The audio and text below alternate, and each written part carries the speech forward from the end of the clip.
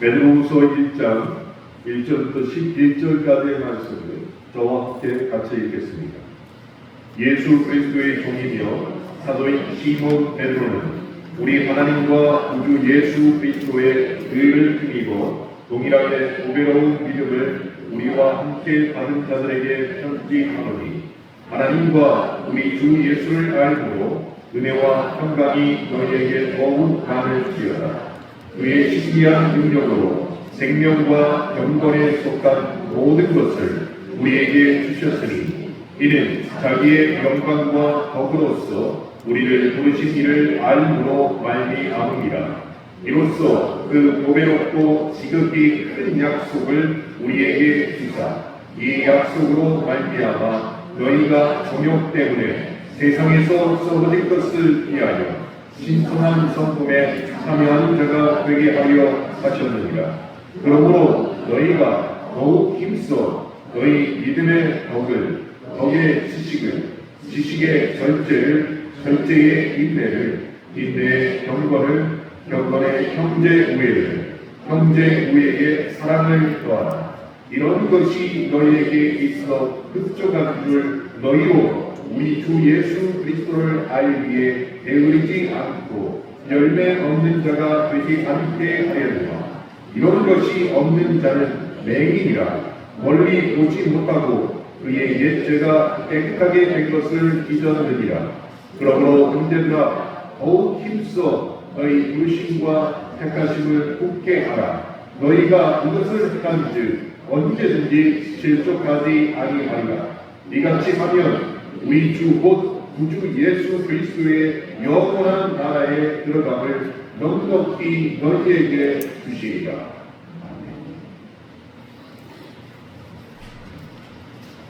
오늘 낮 예배 때 마태복음 1장 말씀을 통해서 룻기 배경과 그리고 목표와 메시지 등을 여러분과 함께 나눴습니다. 다음 주부터는 룻기에 대해서 구체적으로 또 설명을 드릴 것입니다. 그러나 꼭 기억하시길 바랍니다. 룻기가 전하는 첫 번째 핵심 메시지는 그렇죠, 나눔입니다. 사랑의 나눔이었고 두 번째 메시지가 개방성입니다. 그것을 통해서 반드시 우리는 회복되어야 되고 마지막으로 그렇죠, 좋은 선택으로 천국에 들어가기에 합당한 사람이 될 줄로 믿습니다.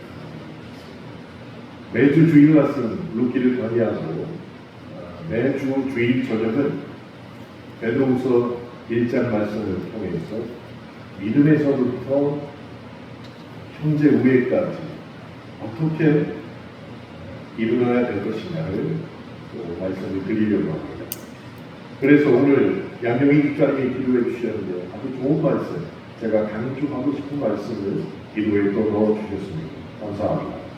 그렇게 오늘 본문 중에서 가장 중요한 구절이 베드로후서 1장 5절부터 7절까지의 말씀입니다. 다시 한번 베드로후서 1장 5절부터 7절의 말씀을 함께 읽어보겠습니다. 그러므로 너희가 더욱 힘써 너희 믿음의 덕을, 덕의 지식을, 지식의 절제를, 절제의 인내를, 인내의 경건을, 경건의 형제 우애를, 형제 우애의 사랑을 더하라. 이 말씀이 가장 중요한 말씀입니다. 그래서 이 말씀 하나를 앞으로 또 여러분에게 매주 주일마다 전하려고 합니다. 그런데 이 본문을 오해해서는 절대로 안 됩니다. 무슨 오해이냐면 베드로후서 1장 5절로부터 7절까지 나열된 이 덕목 하나하나를 마치 계단을 오르는 것처럼 다 밟고 올라야만 구원에 이른다라고 오해해서는 안 된다는 것이에요. 그렇다고 해서 이 계단을 빠짐없이 다 올라서야 구원을 얻는다는 말은 아니니까 나는 안 지켜도 되겠지라고 생각한 것도 역시 착각이고 오해입니다.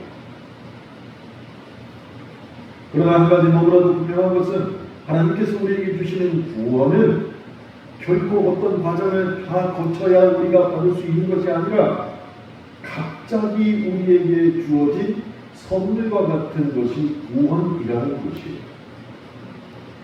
요한복음 5장 24절의 그 부분에 대해서 너무나도 명확하게 말씀하고 있습니다. 내가 진실로 진실로 너에게 이르노니 내 말을 듣고 또 나 보내신 이를 믿는 자는 영생을 얻었고 심판에 이르지 아니하나니 사망에서 생명으로 옮겨집니다. 그것이 구원이라는 것이죠. 그래서 구원에 이르는 계단은 이 세상에 존재하지 않습니다. 그러나 헬스장에 가면 천국의 계단이라는 것이 있습니다. 해보셨어요? 계단이 이렇게 되어 있습니다. 그러면 속도를 일정 수에 맞추면 계단이 계속 내려와요. 그러니까 나는 밑으로 안 떨어지기 위해서는 계속 걸어서 올라가는 거지. 그렇게 10분, 20분, 30분 하면 아파트 19층짜리 오락 내리락 하는 효과가 있는 것이. 그래서 그것을 천국의 계단이라고 부릅니다. 자, 다시 한번 말씀드립니다. 천국의 계단은 존재하지만 구원의 계단은 존재하지 않습니다. 그럼 어떻게 구원받습니까? 오직 믿는 즉시 구원을 받게 하나님이 설계하셨다는 것입니다. 오직 믿는 즉시 구원을 받게 하셨다. 그래서 우리의 죄는 오직 예수 그리스도를 믿을 때만 해결된다는 것을 하나님이 우리에게 공표하신 것입니다. 많은 사람들이 이런 궁금증을 가져요. 우리 아버님이 안 믿었는데 주주자의 목사님 어떻게 구원을 받는지 정신이 거의 없습니다. 그래서 구원에 대해서 설명을 했습니다. 짤것이냐 정말 믿으십니까? 라고 물어봤을 때 그들이 아멘 믿습니다 라고 대답하고 돌아가셨다고. 이분이 구원을 받았네요. 옆에서 지켜본 그리스도인이 자녀가 그것을 보고서 가셨을까? 과연 가셨을까? 이렇게 본인이 의심해요. 왜 그럴까요? 그분의 머릿속에는 최소한 구원을 받는 데는 일정하게 어떤 계단을 다 밟고 올라가야만 그래도 구원을 받을 만한 조건이 되지 않을까? 라는 걱정이 있기 때문이에요. 그런데 성경은 뭐라고 말했습니까? 우리의 죄는 오직 예수 그리스도를 믿을 때 즉시 해결받고 구원받는다는 것이죠. 그래서 우리가 읽는 베드로서 1장 1절부터 11절까지 말씀이 정말로 중요한 말씀이라는 것입니다. 이 말씀이 왜 중요한지 아십니까? 오늘 본문 말씀을 통해서 우리는 하나님의 성품을 닮아갈 수 있도록 하나님이 우리에게 주신 덕목이 무엇인지를 확인할 수 있기 때문에 너무나 중요한 것이에요. 그래서 앞으로 저는 계속해서 강조해서 말씀드리겠지만 베드로서 1장 5절부터 7절 믿음으로 시작해서 사랑으로 완성되는 하나님의 성품 8가지를 마치 8계단을 오르는 것처럼 여러분에게 설명해 드리는데 나는 어떤 계단을 밟지 못했으니까 나는 구원을 못 받은 사람이야 이렇게 오해하지 말기 바란다는 것입니다.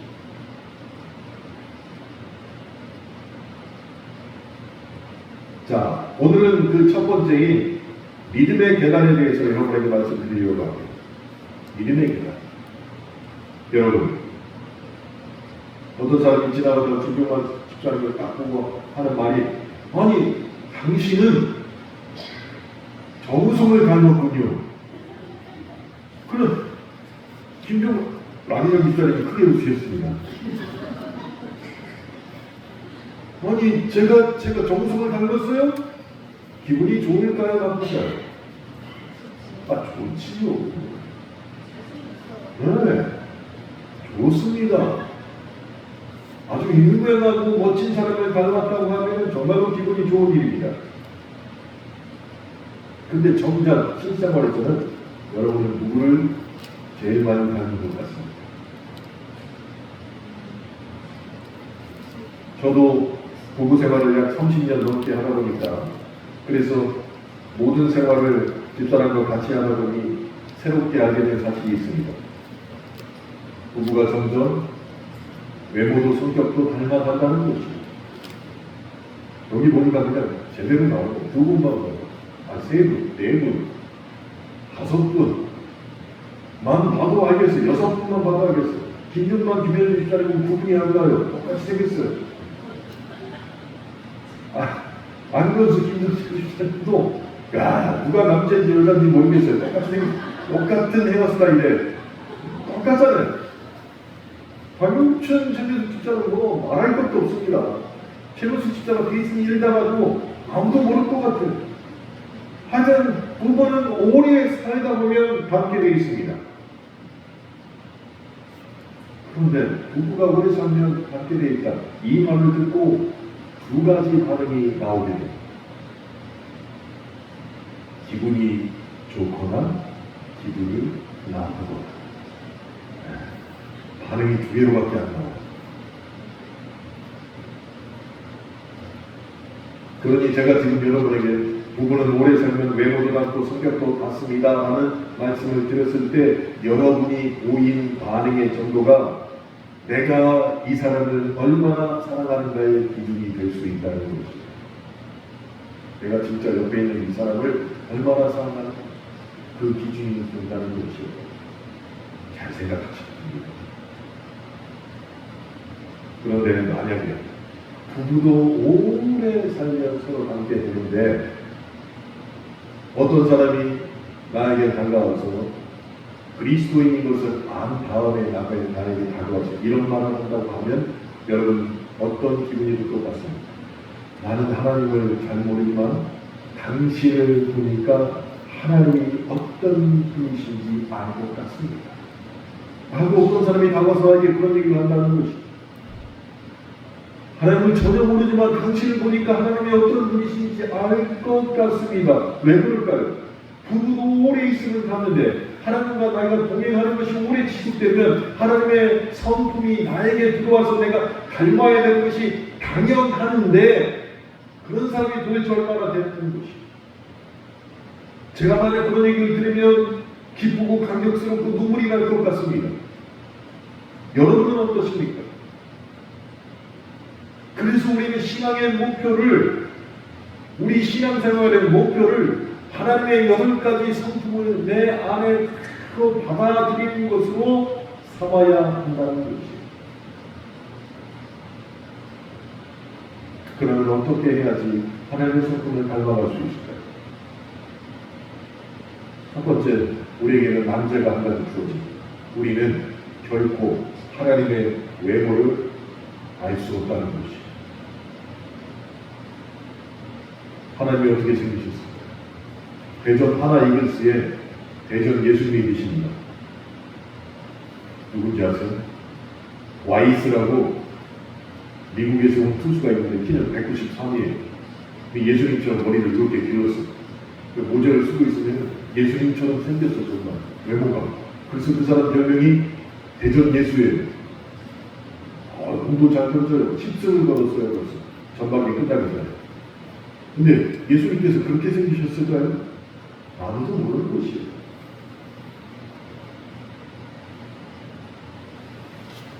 성경에도 하나님의 외모에 대해서는 전혀 기록하지 않고 있습니다. 그럼 하나님을 어떻게 알 수 있을까요? 성경에 기록된 것으로만 우리가 알 수 있는데 하나님의 외모에 대해서는 전혀 기록하지 않았지만 하나님의 성품에 대해서는 기록하셨는데 그것을 우리가 닮아가야 됩니다. 그게 어디 있냐? 우리가 함께 읽었던 베드로후서 1장 5절부터 7절까지 있는 게 하나님의 성품이라는 것이죠. 그것을 닮아가야 됩니다. 그 중에 첫 번째가 바로 오늘 말씀드린 믿음에 대해서 말씀을 드리려고 합니다. 교회에 처음 나온 사람들이 가장 이상하게 생각하는 단어가 믿음이에요. 뭐만 믿음이 좋으시네요. 우리는 믿음이 있어야 됩니다. 믿음으로 이겨냅시다. 믿음이 도대체 뭐냐고. 그런데 우리는 그런 얘기를 할 수밖에 없습니다. 왜냐하면 너무나 큰 전제가 우리에게 있습니다. 믿음 없이 하나님을 닮아갈 수 없기 때문입니다. 믿음이 있어야만 하나님을 닮아갈 수 있기 때문에 우리는 계속해서 우리에 대해서 믿음을 말하고 있는 것이죠. 그래서 사실 그리스도인들에게 믿음은 모든 것의 시작이 되는 것입니다. 히브리서 11장 6절에 이렇게 기록하고 있습니다.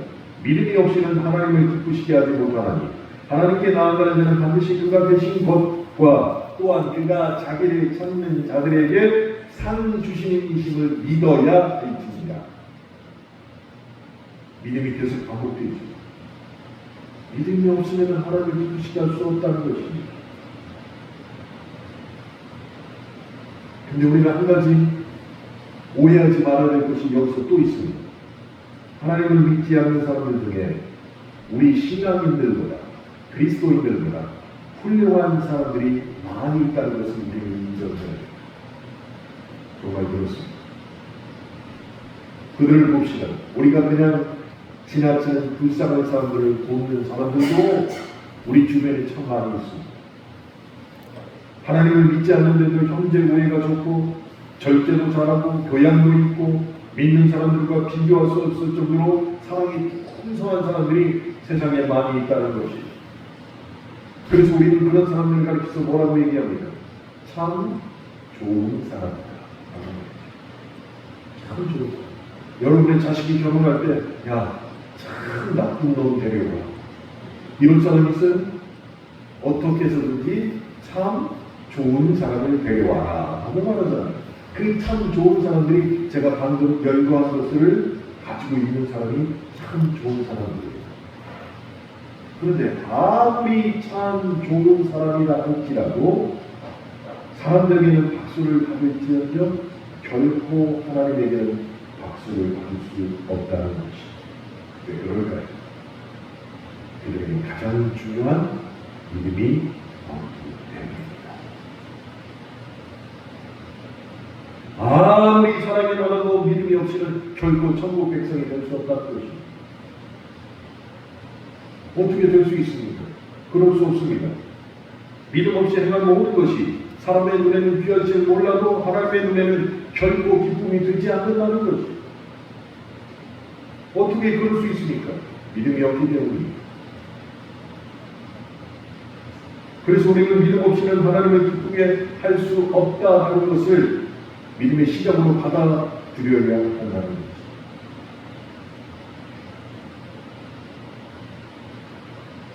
믿음 있는 자를 세 단계로 나눌 수 있습니다. 믿음의 첫 시작은 칭의입니다. 하나님께서 나를 의롭게 여겨주심을 내가 받아들이는 것입니다. 하나님이 나를 의롭게 여겨주심을 받아들입니다. 그래서 칭의를 입은 사람은 이 믿음만 있어도 천국에 가기 위해는 아무런 문제가 없다라는 것입니다. 저번에도 말씀드렸지만 오늘 믿었는데 죽었어요. 그 사람 천국에 갑니까 못 갑니까? 응? 어떻게 제가 먼저 가서 보고 알려드려요? 아니 오늘 믿었어요. 근데 그분이 죽었어요.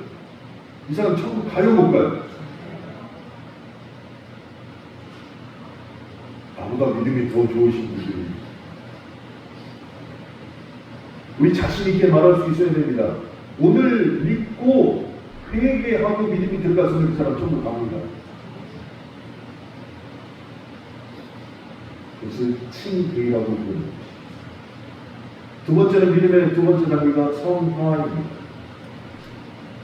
의롭다고 여겨주심을 받은 사람이 그날 죽지 않고 살아있다면 결코 칭의의 단계에 머물러 있어서는 안 됩니다.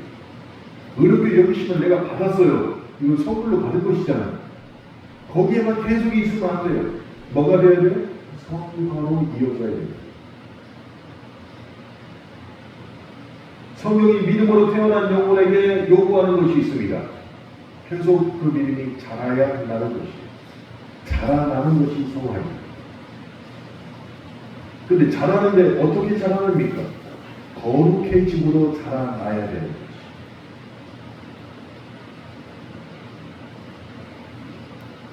믿음이 있다고 다 같은 믿음이 아니고 다 같은 수준의 믿음이 아닙니다. 히브리서 5장 12절부터 6장 2절까지 보면 예수님을 믿고 회개하고 부활을 믿고 재림을 기다리는 것 그렇게 믿고 있다. 이건 누구나 다 주는 것인데 그것을 어린아이의 믿음이라고 얘기합니다.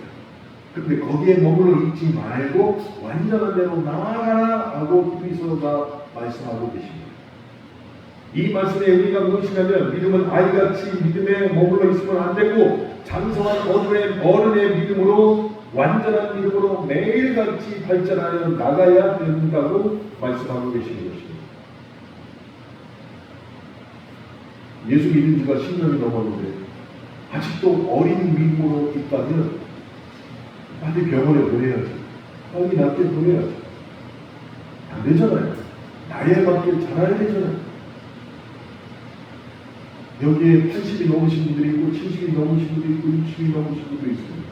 그럼 여러분의 믿음은 자신의 나이에 걸맞게 자라고 있나요? 그건 본인밖에 모릅니다. 본인밖에.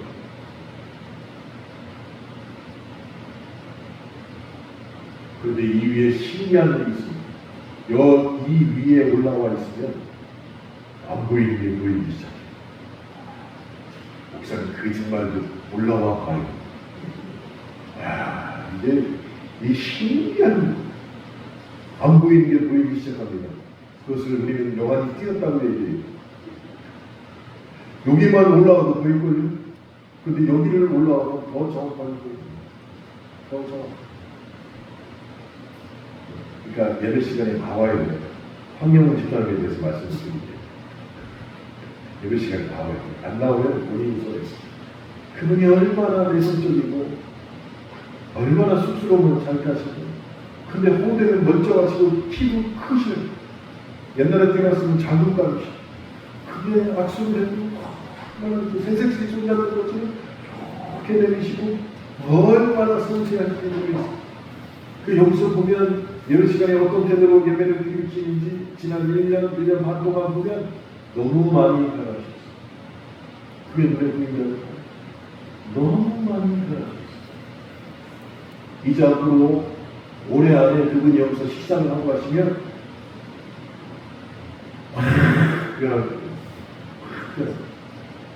올해 안에 식사를 하시면 지금 한 번인가 두 번 드시고 하셨어요.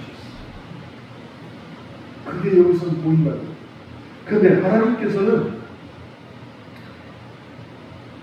여기서도 보이는 걸 저 하늘에서는 더 자세하게 보고 계시다. 무엇을 보십니까? 친히 받은 다음에 성장하는 과정이 너무나도 확실하게 보이신다. 우리의 믿음이 계속 커져가고 계속 커져가고 있다. 믿음이 성장하는 것 저는 집에서 많이 보거든요. 제 둘째 딸 서희는 운전면허 줄도 없어요. 그런데 아빠 저 다음 주에 방학하면 바로 저기 집에 온다는 거. 이거 왜 오냐? 네 집이 있는데 오지 마라. 바로 온다. 왜 와? 바로 운전면허 딴다. 그니까 어려운 것도 아니고 등록해가지고 바로 따면 되고 그리고 운전하면 되죠. 제가 운전을 하는 순간 모든 고속도로는 모든 도로는 다 통제해야 돼요. 여자들이 운전할 때 제일 심각한 건 뭔지 아세요? 위험한 상황을 만났을 때 남자들은 눈을 크게 뜨고 핸들을 잡고 어떻게든 그 상황을 벗어나려고 노력을 합니다. 이리 돌리고 저리 돌리고. 여자들은 위험한 상황을 딱 어떻게 합니까? 핸들을 놓고 그래서 사고가 나는 사고가 나기 전에는 운전 실력을 알 수가 없어요. 위험한 상황에 처했을 때 남자는 어떻게 쓰지 벗어나려고 노력하는데 왜 이렇게 하지? 왜 이렇게 안 가는가? 궁금은 하거든.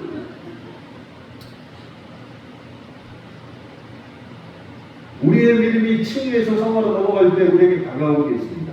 그게 무엇이냐? 믿음이 점점 커져가니까 하나님께서 더 축복을 해줘야 되는데 그 믿음을 정말로 온전하게 키우기 위해서 우리에게 주시는 게 그게 무엇이냐?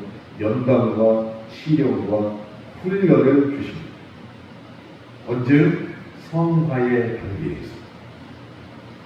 의롭게 여기심을 선물로 주시는 층위의 단계에서는 연단, 시련, 훈련이 없습니다.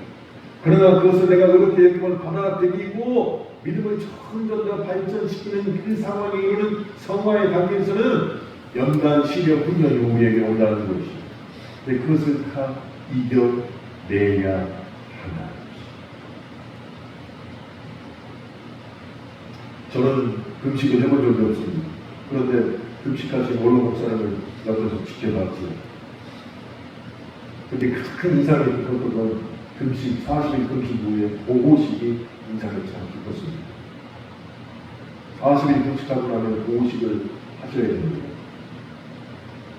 금식 기도가 끝나셨을 때 모르겠어요. 무슨 물인지 기억이 잘 안 나는데 음식을 먹으신 게 아니라 이렇게 가지고 하니까 물만 드셨는데 무슨 그렇게 맛있다는 거죠. 그렇게 맛있다는 보고식을 할 때 철저하게 지켜야 될 게 처음 며칠 동안은 냉물에 가까운 것만 드십니다. 그러다가 조금 시간이 지나면 미움을 드시게 됩니다.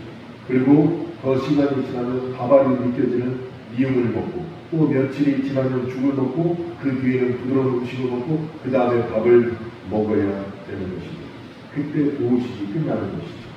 근데 우리의 믿음도 그 보고식과 똑같다는 것이에요. 처음에는 젖을 먹습니다. 그러나 이것이 점점 시간이 지남에 따라 나중에는 단단한 음식도 삼키는 믿음으로 반드시 성장해야 한다는 것입니다. 우리가 반드시 성장해야 되는 이유는 이것입니다.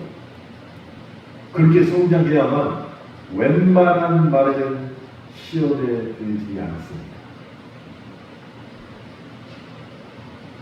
시험은 대부분 말 때문에 들어요. 표정으로. 아니 목사님이 여기서 설교하면서 누군가를 쳐다보면서 그 사람도 볼 때마다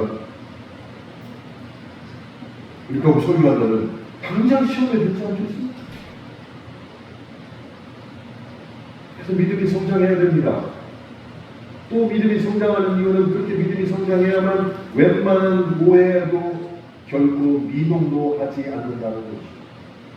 말, 오해, 웬만한 시련 이런 것들에도 미동도 하지 않기 위해서는 우리의 믿음이 어른의 믿음으로 성장할 때만 물리칠 수 있다는 것입니다. 그래서 믿음은 정말 구제해요. 시험이 다가올 때 얼마나 놀라겠어요. 제가 오늘 얼마나 놀란 줄 아세요? 아침에 학생 예배를 드리기 위해서 서영이 태우러 가는데 맥도날드에 들려가지고 아이들 아침거리를 사갖고 와요. 근데 이제 오늘 설교 준비를 했고 학생 예배 설교 준비를 반만 하면서 가면서 계속 이렇게 얘기해 저렇게 얘기해 생각하고 하는데 부사동 사거리까지 이제 쭉 지났어요. 성교 초보가 30km가 있잖아요. 그걸 지나서 부사동 사거리까지 말씀 생각하고 쭉 가는데 부사동 사거리 한 15m, 20m 전에 생각이 딱 나는 거예요. 거기에 단속 카메라가 있다는 거예요. 그때 생각입니다. 근데 눈을 언뜻 보니까 한 67km 정도 달리고 있었어요. 앞에는 카메라가 날 쳐다보고 있고. 그래서 한 20km만 넘고 브레이크를 막 떨어가고 50km를 그냥 쫙 떨어뜨렸는데 찍혔는지 안 찍혔는지 모르겠어요. 그래서 마음이 그냥 철렁했어요. 철렁했어요.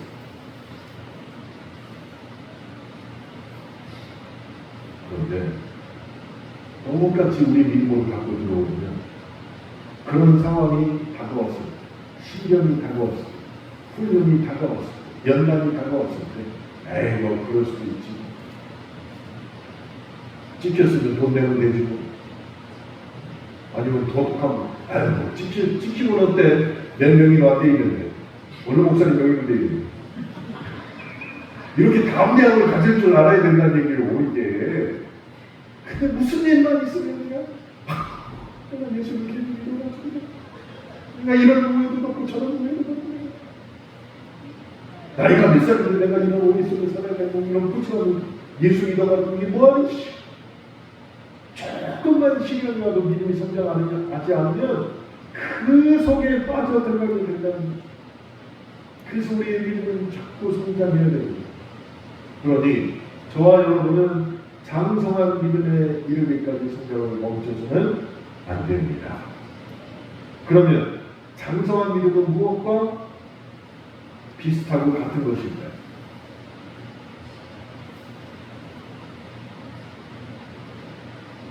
옆에서 아무리 싸우고 덤비고 소리치고 겁을 주어도 조금도 미동도 하지 않는 게 있습니다. 막 때리려고 위협해도 조금도 물러서지 않고 미동도 안 하는 게 있어요. 정보대가 그래요. 정보대는 그 앞에서 너 죽인다, 너 때린다고 아무리 해도 절대로 미동도 하지 않습니다. 우리가 그런 믿음을 가지고 있는 그러려면 무엇을 생각해야 되느냐?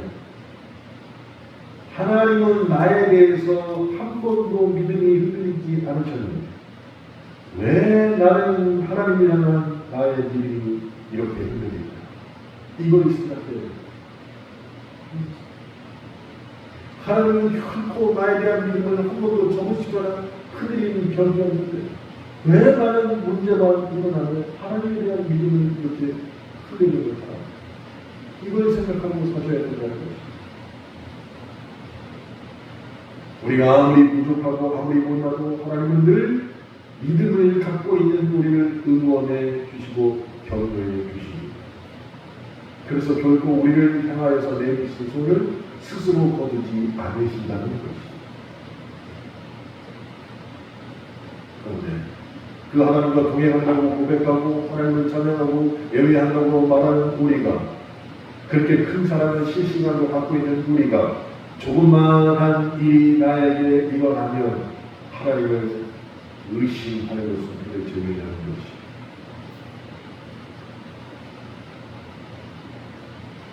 그럼에도 불구하고 여전히 우리를 사랑하시고 여전히 받아주시고 우리를 향한 의심을 한 번도 표현하지 않는 그 하나님 도대체 누구신가? 그런 궁금하지 않냐는 것입니다.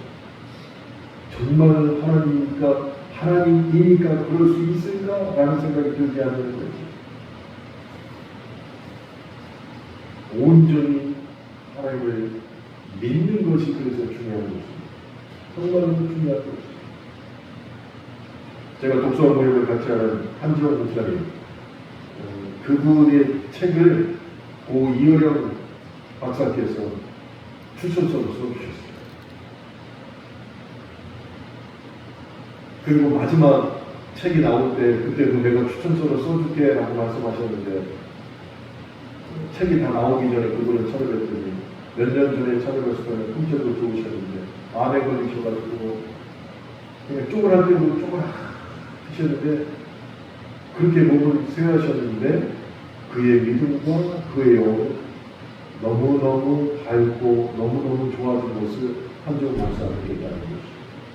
그러면서 그분이 쓰셨던 책 지성에서 영성을 독서 모임을 했는데 그 책에 이런 내용이 있습니다. 여러분 잘 들어주시기 바랍니다.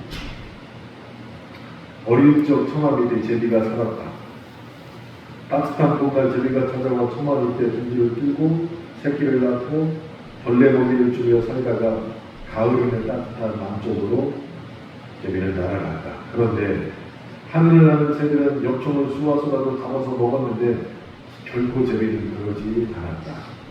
심지어 참새도 잡아서 먹었는데 왜 제비는 손에 잡히는 위치에 있어도 엽총이 아니라 그물로도 잡을 수 있는데도 잡지 않았을까?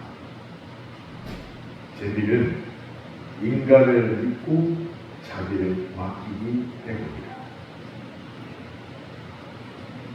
제비는 인간을 믿습니다. 그리고 자신을 통째로 맡깁니다. 그래서 손만 대면 갈 수 있는 곳에다가 집을 짓고 새끼를 키운다는 것이에요. 나는 참새구이에서 먹었다는 얘기를 들어봤지만 제비구이에서 먹었다는 얘기를 한 번도 못 들어봤어요. 그 이유가 이호령 박사님이 쓴 것이죠. 제비가 인간을 믿고 자신을 온전히 맡겼다는 것이죠.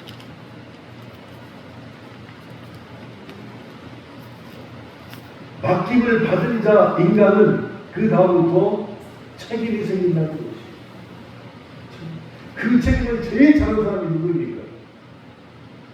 흥부요. 흥부. 놀부라뇨.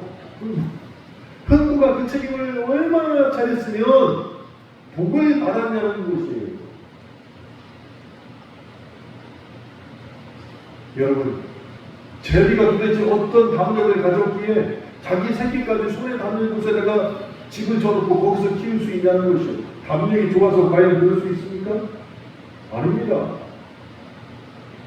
다른 새가 그런 거 보셨습니까? 없습니다. 제비만 그렇습니다. 도대체 왜 그러냐는 것이죠. 제비가 인간을 입기에 강의했다는 것이죠.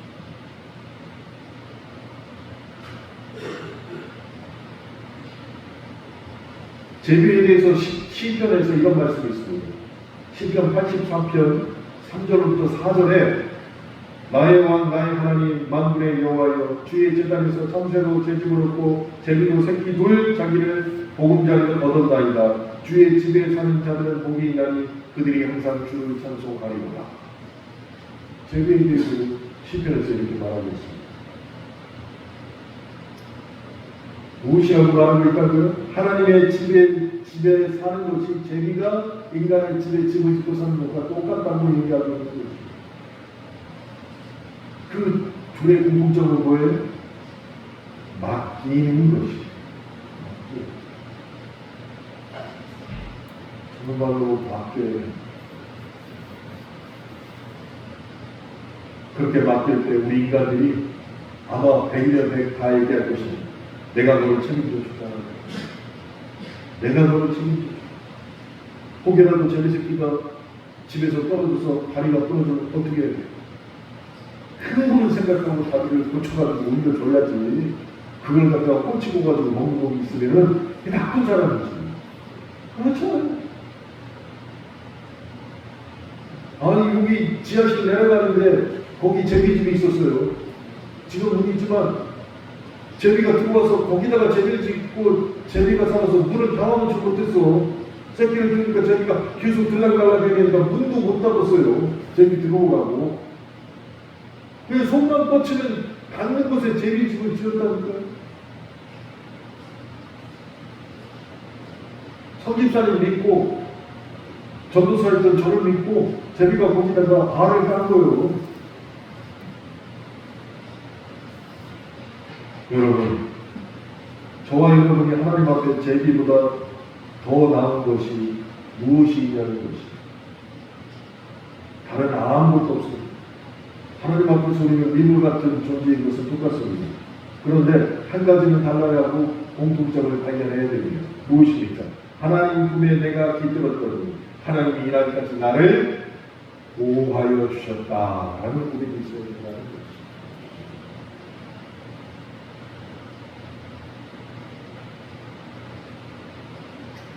우리의 믿음이 그렇게 되기를 바랍니다.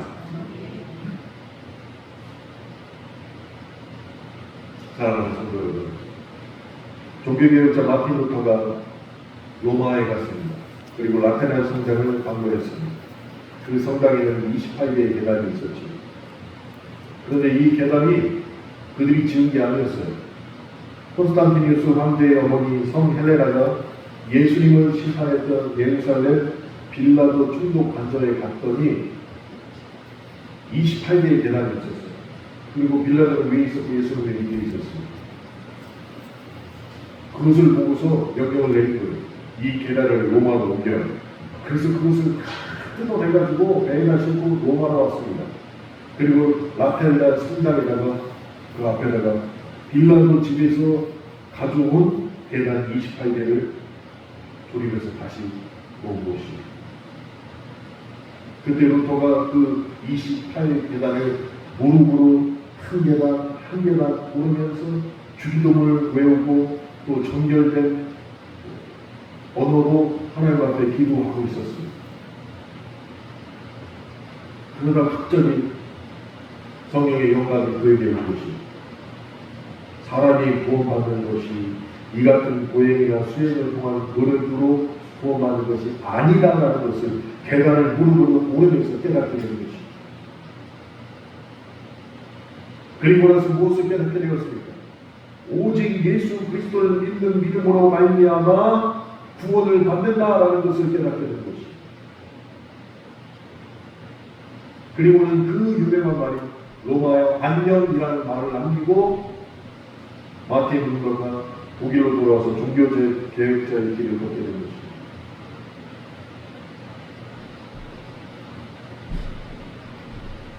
이렇듯 구원에 이르는 계단을 없다는 것이 28개의 계단을 무릎으로 다 올라가면서 하나 올라갈 때마다 주기도문 외우고 기도하고 또 한 계단 올라갈 때마다 주기도문 외우고 기도하고 28계단을 다 올라야만 구원을 받는 게 아니라는 것이.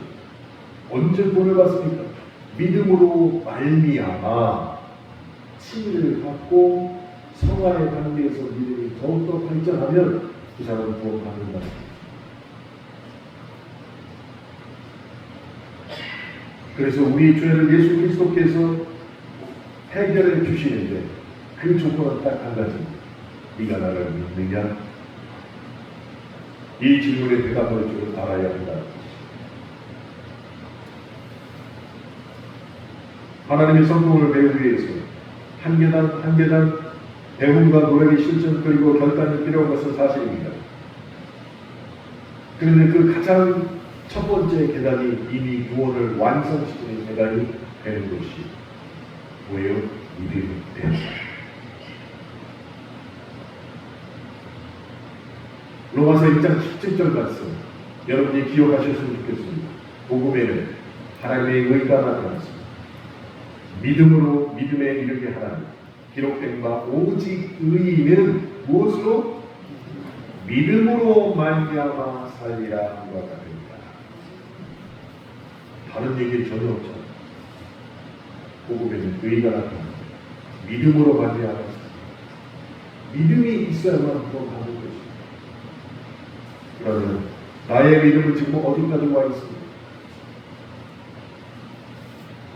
내 믿음은 지금 칭의 단계를 벗어나서 성화의 단계에 들어서 자라고 있는데 지금 어디까지 와 있다는 것이 어디까지?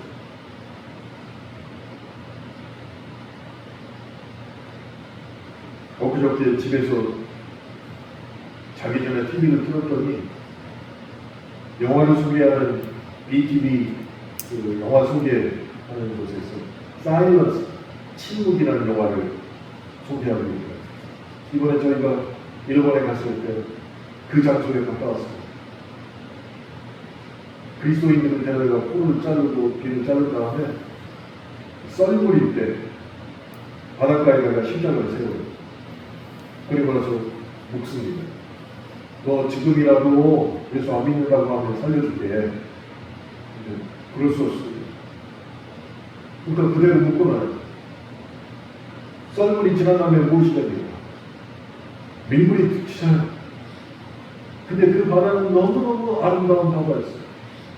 산 바로 밑에 해변이 이어지고 해변 조금 지나면 또 조그마한 섬이 하나 있습니다. 그냥 뭘 바라보기만 해도 너무너무 아름다운 해변가였어요. 근데 그 해변가 앞에다가 십자가를 세 개를 세우고 한 명씩 묶어놓습니다. 밀물이 되면 홀딱 묶여지는 사람들이 거기서 이렇게 있는데 홀을 짜기 때문에 숨도 제대로 못 씁니다. 밀물이 되니까 점점 물속에 가라앉기 시작합니다. 그러면서 그들이 계속 외쳤던 얘기는 그리스도밖에 없었어요. 그러다가 밀물이 다 차면 수장을 되어서 죽은 것입니다. 그걸 그리스도인이 보고 있습니다. 다음날 썰물이 되면 또 갖다 묻습니다. 그리스도를 부인해라. 그럼 살려줍니다. 그 장소에 저희가 갔다 왔는데 그 모습을 보고 일본의 시인들, 소설가들이 있었어요. 바다는 저렇게 아름다운데 언제나 저렇게 아름다운 나무사 그리고 그 위에다가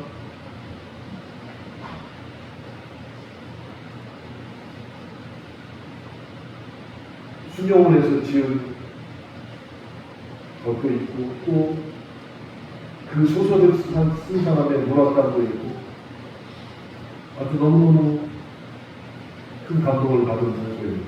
사일런스, 우리나라 말로 침묵이라는 영화가 이미 개봉이 됐고 언제든지 유튜브에서 찾아보면 나옵니다. 그 사람들이 왜 그렇게 죽음을 당했을까? 이유는 하나입니다. 믿음을 지키기 위해서였습니다. 믿음을 지키기 위해서. 그러니 저와 여러분 지금 어떤 믿음으로 살아가고 있는지를 점검해봐야 됩니다. 그래서 어려운 일을 만났을 때 나만 의지하고 있는지 아니면 믿음을 의지해서 하나님의 은혜를 사모하고 있는지를 다시 한번 돌아봐야 할 것입니다. 이 시간 주님 오직 믿음으로 말미암아 살겠습니다 라고 결단하기를 주님의 이름으로 축원합니다. 함께 기도하겠습니다.